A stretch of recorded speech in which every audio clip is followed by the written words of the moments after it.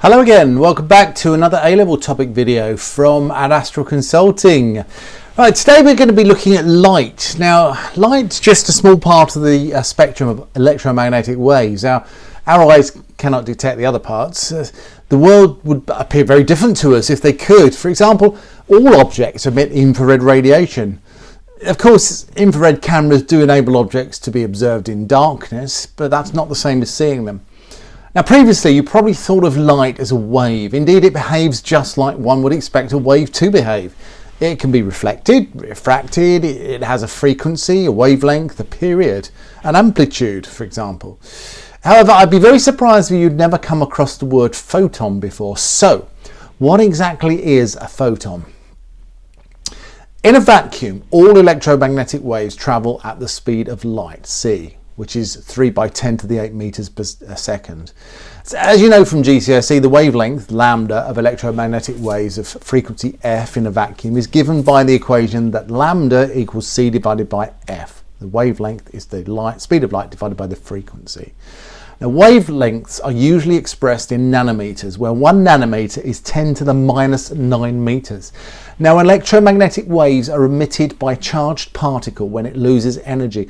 This can happen when a fast-moving electron is stopped, for example, in an X-ray tube. It slows down or changes direction.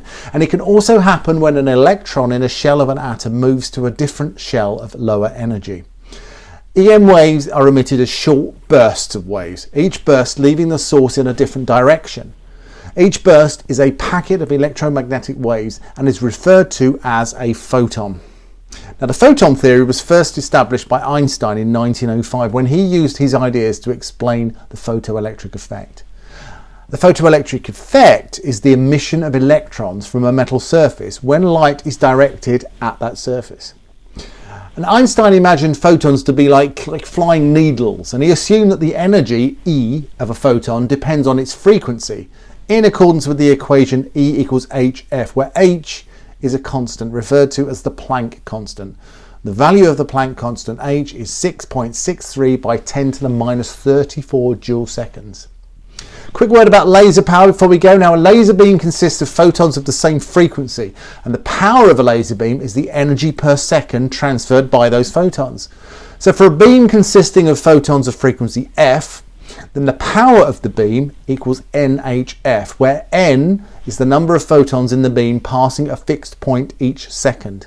This is because each photon has energy hf. Therefore, if n photons pass a fixed point each second, then the energy per second, or power, is nhf. Okay, so that's about it for today. Next time we venture into the world of particles and antiparticles. So we'll see you soon. And remember, until then, keep wondering about the universe.